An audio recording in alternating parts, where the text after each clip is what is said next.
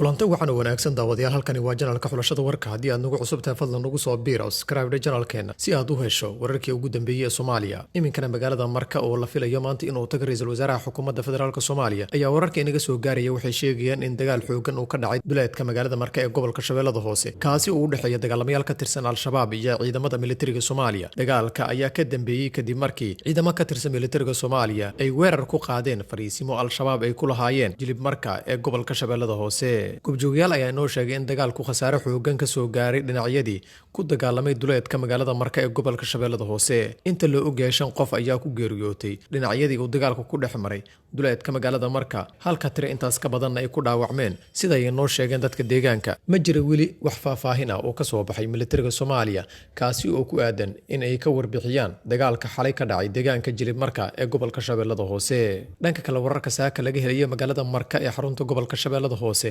ayaa sheegaya in ciidamada xoogga ay dhaqdhaqaaqyo ciidan ka wadaan duleedka magaalada Marka ee gobolka Shabeellada Hoose maadaama halkaasi uu ku wajahan yahay ra'iisul wasaaraha xukuumadda federaalka Soomaaliya Xasan Cali Khayre fadlan haddii ay nagu cusub tahay nagu soo biir oo subscribe channelkeena xulashada warka si aad u hesho warar degdeg ah oo ku saleysan xaqiiqda mahadsanid